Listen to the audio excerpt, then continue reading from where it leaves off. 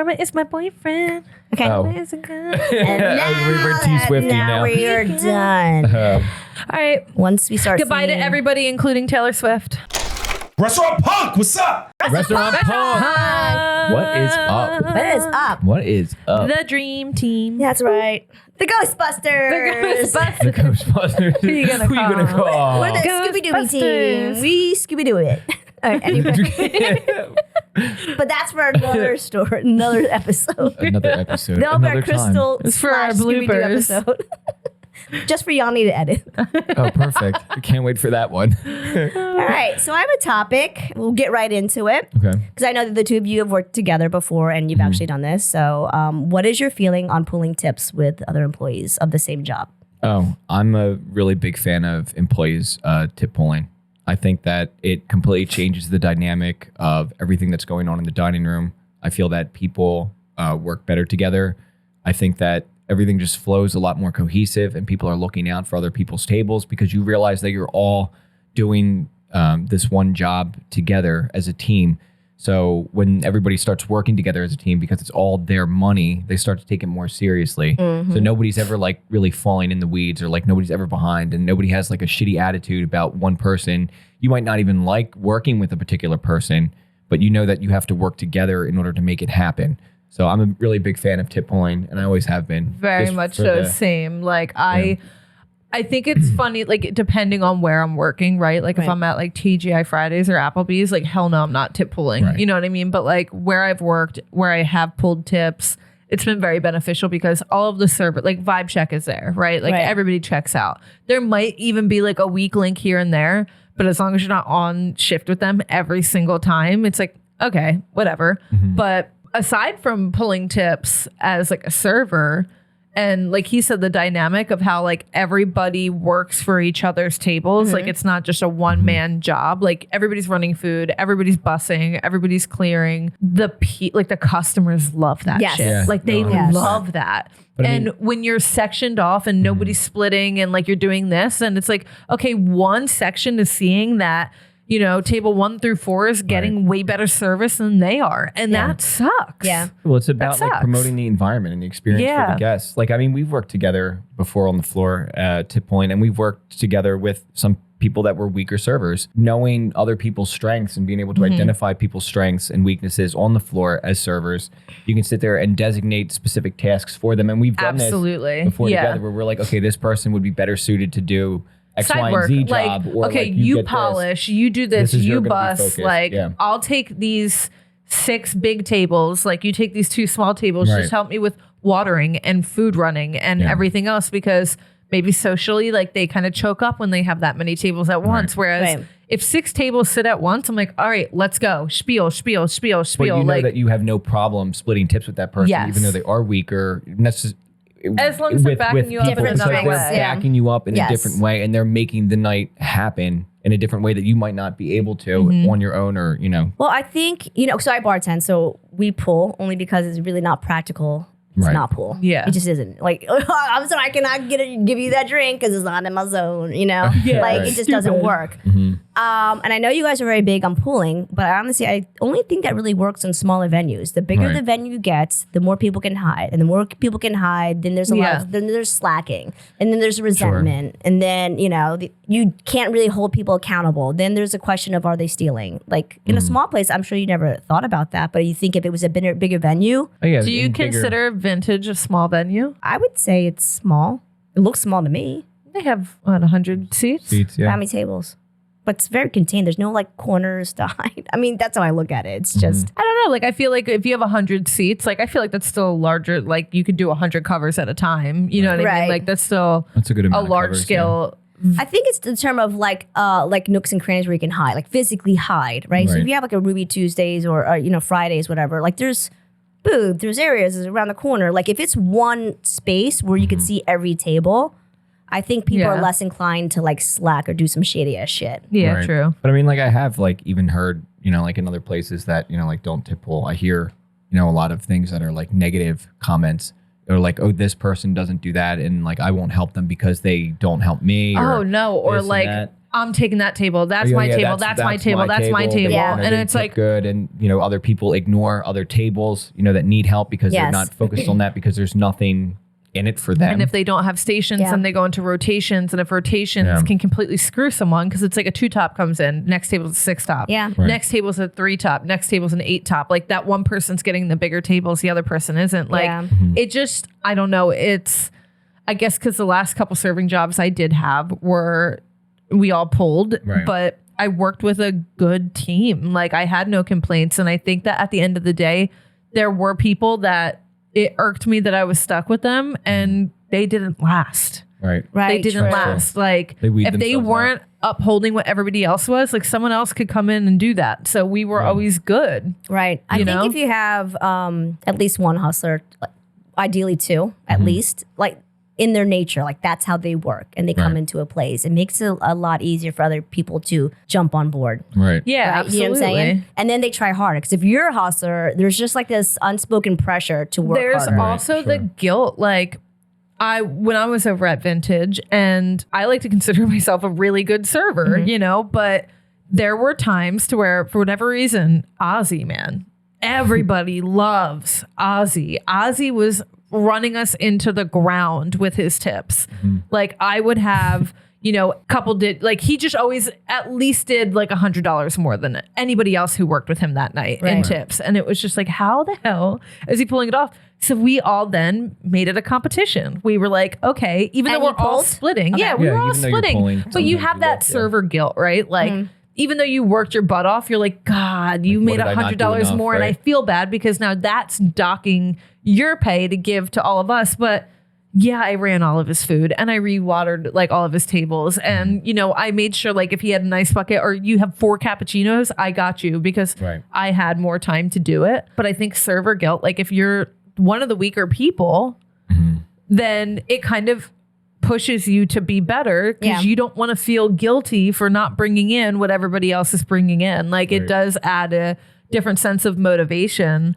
And, at the end of the day, like there was, again, he would put us under like 4 days a week and he'd be like, guys, I wouldn't have made this if you wasn't didn't for help me everybody. with everything else. And it's so true.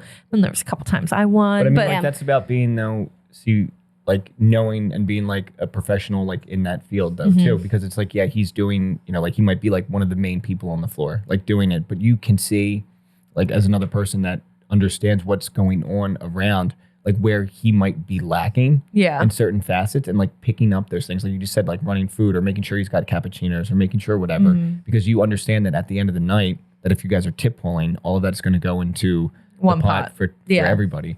Right. You know? Well, there's nothing too. Like your tip isn't necessarily reflective of what you did all around as a server. very true. That tip could be just a reflection of how you engage the customer. Right. So at the end of the day, there's some shitty servers, but they can really just connect with customers and they get great tips. And everyone's like, oh my God, what the why are they, they're making all this I've money. also, on the complete flip side, I've had really shitty servers. And Peter and I have gone out and someone just gave us like tragic service. And I'm like, I'm still going to leave them 20% because clearly they're having a bad day Right. or something. You Right. know what Yeah. I mean? Like you can tell when people are just having like an off day or whatever, but there's people who tip off of service. There's people who tip off of the food and it's like, okay, cool. I didn't make the food. Right. Right. But rightfully so, they're already paying for all of this. Why are they going to pay more for an experience that wasn't completely up to par, Right. even if that comes down to the food? Now, where I have gripe with that is if you didn't vocalize it, then that's not on me. Like you need to vocalize Right. these things. But Well, I've worked with someone who wasn't the strongest bartender. But it's like a pride thing, right? So he tries, but he's only like the Peter principle. He's only going to get to a certain spot, right? Certain, level. And so we're a union house and it goes by seniority. And he's number 2. I'm number 1, but I'm like, I don't care where I work. It doesn't really matter. I can Right. work anywhere. quick flex, I'm number one. Yeah, But- I'm just gonna say that. But I'm just saying, Quick like, flex. for me, even though I'm number 1, I don't really care like which spot on the bar I work at. 'Cause Yeah. I feel like the more versatile you are, it makes for a better. You're just more well-rounded when you can be put anywhere. Yeah. That's just to work like that. It just makes you stronger. But because he knows he's not as strong, he's not bad, he's just not as strong as some of the people we've worked with in the past. He wants the busiest section to like pull, like, you know, like doing his part. Right. But sometimes he drowns. Yeah. And that's frustrating. And it's frustrating Yeah. to me to sit there watch, because sometimes I'm at one end of the bar, there's one or two people between us, and then I have to go to that end to go help him out. Right. And I don't want to, it's frustrating for me to watch. I understand why he's doing it, right? I'd rather see someone have pride and want to pull their weight, but I also feel like you should like step aside. You got to know your own 100%. strength. Yeah, because there's one guy who's like almost the bottom of seniority, and he's a lot stronger Right. of a bartender, but he never gets that spot. It doesn't make sense because it fucks Okay, can everyone we else do over. another episode on Yes. seniority? Because that is something that has bothered me to no end. It's tough. Well, it's tough because it's, for me where I work, it's contractual. So it's not like, oh, it's a mom and pop place, it's seniority, I've been here longer, so I get more. This is contractual. So like nothing's based on merit. No, nothing. both. Because I've also worked for places where there were contracts involved and everything else. But like, so again, for another episode, I really do want to dive into seniority with that. But as far as tip pooling, I stand by it 100%. And like, I make it a point to my servers. Like, there was this one girl who worked with us, and I'm like, one of the servers' tables got up and left, and she was already still working with 3 other tables. The other server was just chilling, and she didn't go and bust the table. I'm like, you're not doing anything. Right. You're literally doing nothing. It's not your table didn't just get up, but you have nothing to do. And she's clearly working the floor to make more money for both of you. Get your ass up and go do that table. Yeah. Like, we all split. Yeah. And that's how this works. Yeah. And like, too bad, so sad. If you don't like it, you don't need to work here. But like, I don't play the game of like letting someone slack. No. Right. If one person, you know, has 3 tables or 4 tables that ended up, you know, lingering or being needy or doing whatever, or they're just really trying to give like next level experience, and the other person has like a slower hand at that moment. Yeah, I want to see you polishing. I want to see you watering. I want to see you bussing. I want to see you being active in some kind of way that's going to help better their experience while she's still helping them. Right. You know? I think just one thing people don't consider when it's a pulled house, or just employees in general, the customers are watching you. Oh, yeah. If you look busy, like there's value in that. Oh, absolutely. Even if you just polished that same glass and you just put it on the shelf and picked it back up and polished it, it's the perception. No, people Yeah. notice it 100%. And people talk about it too. Like, Yes. they talk about like, wow, I love that you guys work together. Or especially because there's like 2 people touching your table at one time. It just gives you that extra level of, you know, service and experience. But also when you're working by yourself and you have like a full house and you're like effortlessly running laps when we have 7 tables. We have 7 tables. It's not overwhelming, right? Right, yeah.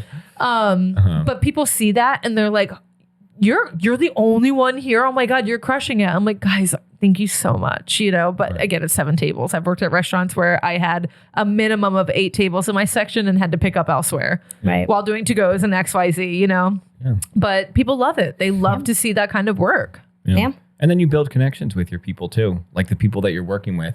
Like there were times like working together where we didn't even really have to vocally communicate like anything. Like we could just look at each other and automatically like know what needed to get done, Like how things needed to like work. Not telepathy, but just like So they're telepathic. no, but like you could read each other's just We like work, what you needed. we worked you know, very in well that together. capacity. And because that's one thing I hate is when like, even when people send an SOS, or like if I send an SOS and someone comes up and like, if I'm busy and you're like, what do you need? I get so mad. I'm like, I have a laundry list in my brain and I'm going down, down, down, down. Right. You look around the freaking room and find something to do that's going to help. Like, you can see when someone's busy, you can see what they need. Yes. It's easy to see what they need. Right. So I just feel like, you know, with us, it was never really had to be vocalized. It was just like, okay, I know that your tables need to be souped between, right, yeah, souped, right, yeah. between meals. Soup, or it's like you can see like, oh, food's ready, or water glasses need, or dirty plates or whatever. Or like, oh, his food's coming in the window and they still have their apps. Let me go grab those or real it would quick. be like there's checks ready that need to get run. They need to get boxed. You know, Yeah. whatever. And it's just knowing like what's going on. Yeah. Dwell together. Yeah. We would like Stay tuned me and Noelle for- would like tear apart like 120 people like it was nothing. I know, Like lollipops crazy. and shit. And then Oh, I'd be put on with one other Lollipops. person, and I'm like, terror. Oh my God. Help. Noelle and Nick are going to have their Noelle They're and Nick on serving- Mechanic Street. serving school, online school. Can we just Serving can we you just to talk make a about the Noelle. full circle of us being back in the same building together Yeah, it's crazy, right? starting January 1st? That's it. Here we are. Karma. Because Karma is my boyfriend. Okay. Oh. Karma is a girl. And We're T Swifty now. we are done. All right. Once we start Goodbye to singing, everybody, including Taylor Swift. Bye, girl.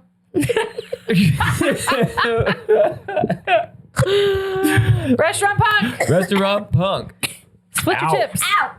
And I see there's a table right there, YB. Yo, I see her like walk by. She's got the fucking box of like all of her ghost treats, and she like runs away when she sees me. I was like, What you got? What do you want?